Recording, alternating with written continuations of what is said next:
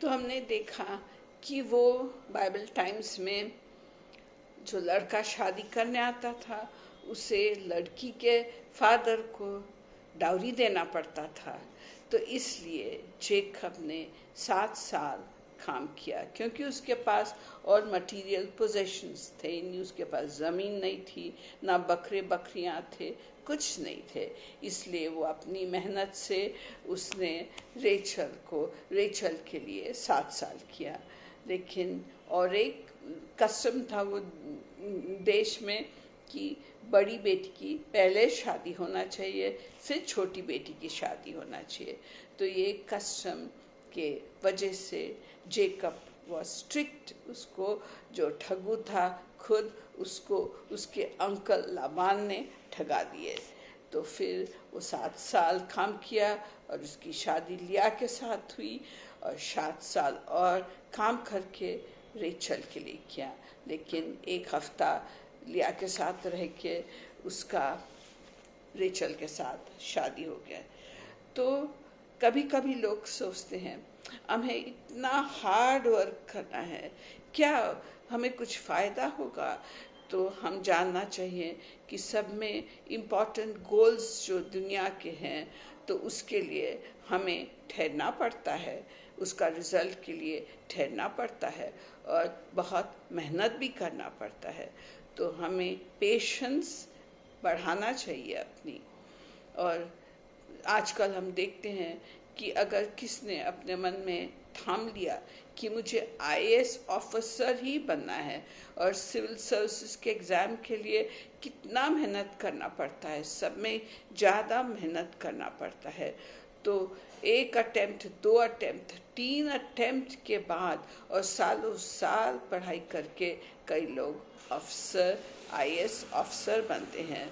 तो ये civil services exam के लिए इतना प्रिपरेशन रहता है, लेकिन उन्हें जो आईएएस की जो डिग्री, आईएएस का जो जॉब मिलता है उसका फल मीठा होता है।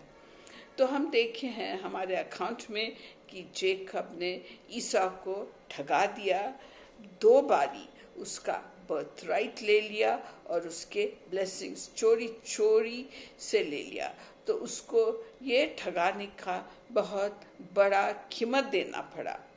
सब में पहले देखते हैं, फर्स्ट नंबर में देखते हैं कि उसने अपनी माँ को वापस कभी नहीं देखा। फिर सेकंड थिंग देखते हैं कि उसका भाई ईसा उसे मार डालने के लिए तैयार हो गया। और तीसरा चीज़ हम देखते हैं कि वो जो ठगू था उसके अंकल लाबान ने उसे ठगाया। और फोर्थ थिंग, चौथा चीज़ देखते हैं कि ईसा एक एनिमी नेशन का फाउंडर बन गया। ऑलवेज, हमेशा ईसा की वंश और जेकब की वंश के बीच में लड़ाई रही। और फाइनली हम देखते हैं कि उसे उसके फैमिली से बहुत 20 साल बाहर रहना पड़ा है, उसे एग्जाइल हो जाना पड़ा।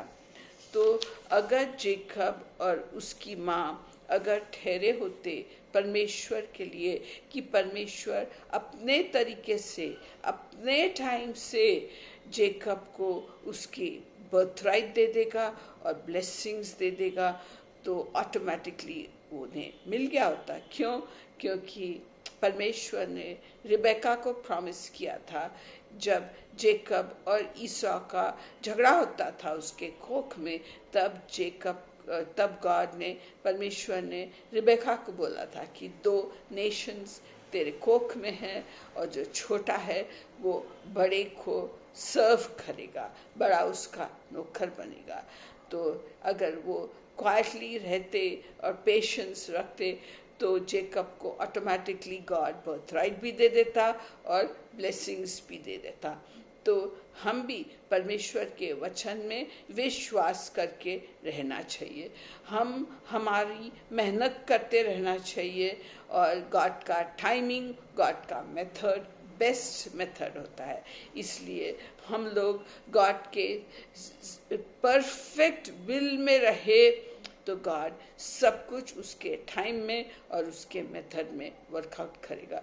तो क्या आप तकलीफ में हैं क्या आपका फाइनेंशियल पोजीशन ठीक नहीं है, क्या आपके रिलेशनशिप्स बरोबर नहीं है, क्या आपको नौकरी नहीं है, क्या क्या प्रॉब्लम्स आपको है, तो हमारा काम है कि हम प्रार्थना करना और परमेश्वर के ऊपर ठहरे रहना कि उसके टाइम में, उसके मेथड में हमारा सब कुछ ठीक करता है। क्योंकि वचन में कहता है, एक्लीसियास्टिस के बुक में गॉड ने लिखा है कि he makes all things beautiful in its time.